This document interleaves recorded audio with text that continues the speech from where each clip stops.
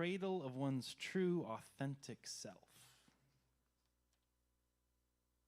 Please go into nature. Take off the blinders of expectation and experience the miracles of our planet. There you will find peace, love, harmony, treasure, and happiness. Soul's will.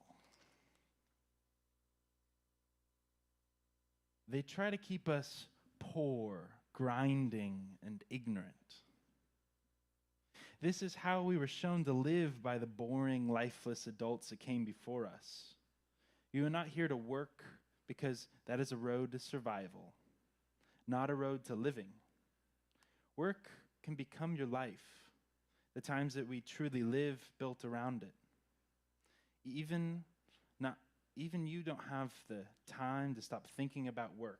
You distract yourselves from the groundhog reality that claims the life of the great Homo sapiens. Life, the infinite. There is a lively meadow out there beyond right and wrong. I'll meet you there. Together we will praise the vibrant, infinite colors of life. Love.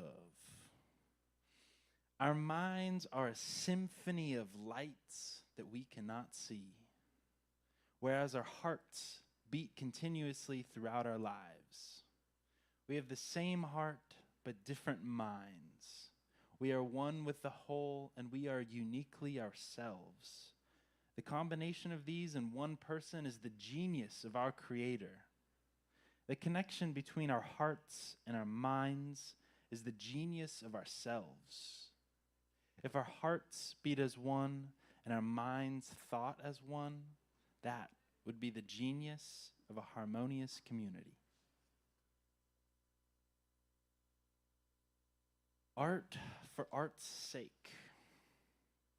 There is a purity in the creation of art when money is not involved. I'm a creator and I create for the sake of creating. I create art for the sake of art. I wasn't coerced to stray from the purity of its creation. I do not create art where the buyer is all but holding my hand as I paint. I do not ask myself, what can I paint that people will buy? I do not base my worth on how much a painting sells for. I create my art my way. That is to rid myself of influence, then open my ears to the painting, listening to the canvas, feeling my own creativity. The next one, creating is to play amongst the gods. Step onto the grandiose stage of creating with reverence, honor, and purpose, for you are in grand company. The limelight is a magic spotlight felt by every artist that steps up on stage. Their performance is an offering to God, a show of the redeeming act of human beings. We share our soul saying, this is why I'm important, why I am meaningful. This is who I am.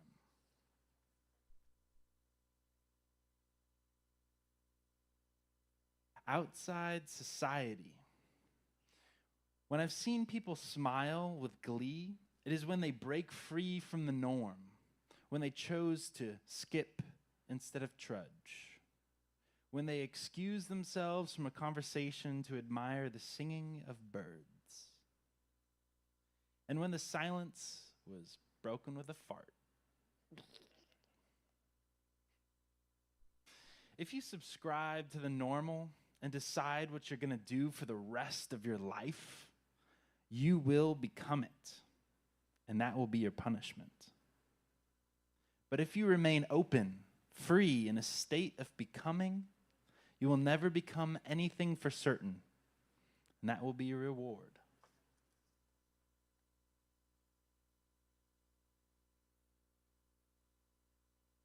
The next one is free land, free people. Now I wonder, what good is a performance that speaks to your heart and encourages your mind to think, that reveals your soul to you? What good is all of that if you, the audience, doesn't do anything about it? So I call everyone that hears this message, I call you all to action. That whatever you own, whatever land you own, your apartment, your little square of something, all the possessions that we hoard up, I call you to action to share, to invite someone over to your home, to have some friends, to lend your possessions to those in need, and we might have some free land so that we can be free people. ing. My dearest Fab Lab of endless ideas, to all of you listening now, you were there from the beginning with a challenge, asking me so politely to perform on stage, kindly making room for my grandiose self. I'll admit, performing on stage was a challenge for me. A painter who creates drunken high in the times when night turns to day. For me, a photographer who prefers the company of trees to people. For me, a writer who has sat on the brink of publishing until now. Idea Fab Lab, you have challenged me to express my soul on stage to an audience of strangers, and I accepted your challenge. And now I'm grateful to call all these strangers my dear friends.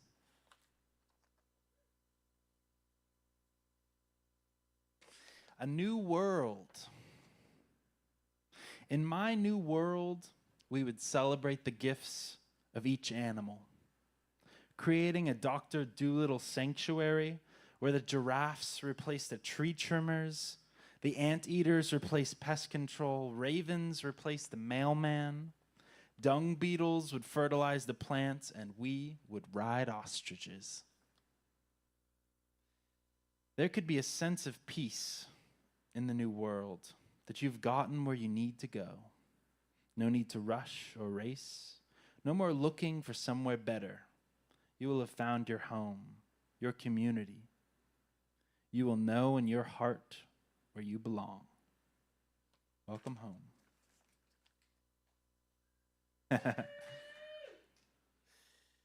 Oh boy, the next one is escape into Natril.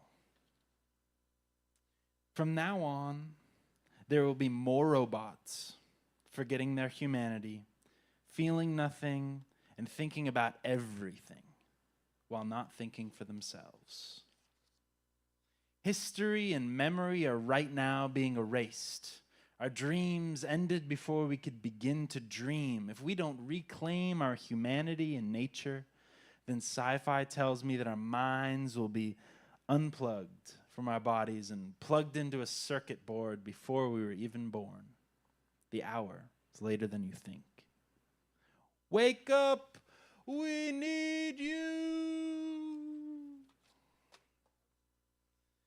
Loading. Loading. Art extends attention spans and redeems the damage of loading. In real, tangible art creation, there are no loading screens.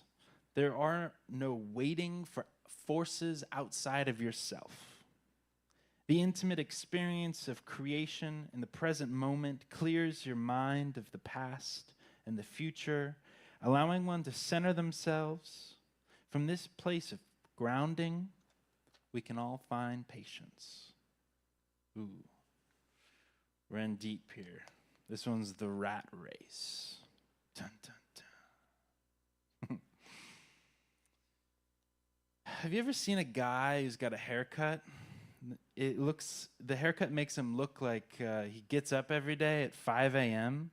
and commutes to his bullshit job where his jag-off boss expects him to kiss his balls all day just so that he can keep his ungrateful, screaming kids decked out in Dora the Explorer shit, and his wife on her fat ass watching self-help videos until the day he gets the courage to put a shotgun in his mouth. Yeah, you know that haircut?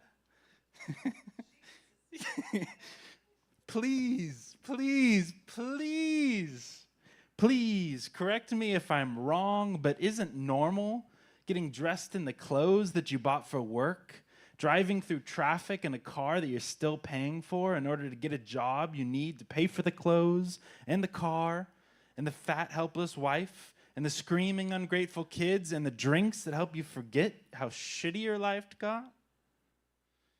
Oh, and most importantly, to help pay for that house that we leave vacant all day so that we can afford to live in it. And we call that normal. What a sick society we're all a part of.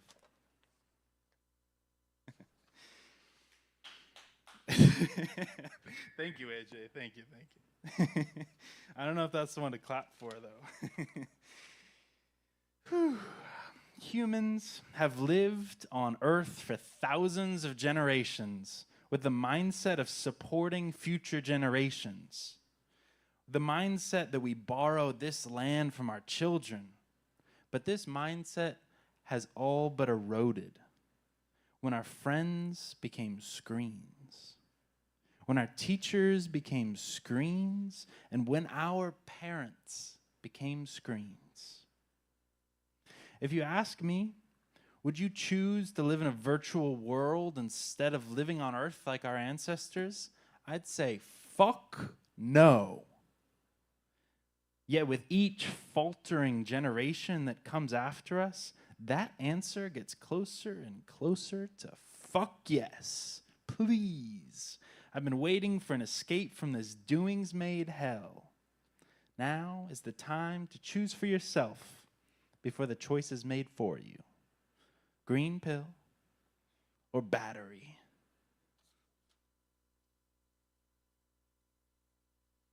I'll leave you all with a couple of questions to keep in mind. Some important questions that I think you should all mull over. Maybe if you find an answer, share it with me. First question is, if I could read it. Are you chasing tomorrow? Are you living for today? What is your recipe to calm your mind? What are you afraid of? Do you feel fulfilled each day? What do you dream of? What do you want to change about the world? The last question, the last thing I'll leave you with. Are you proceeding in love or fear? That's it, everyone.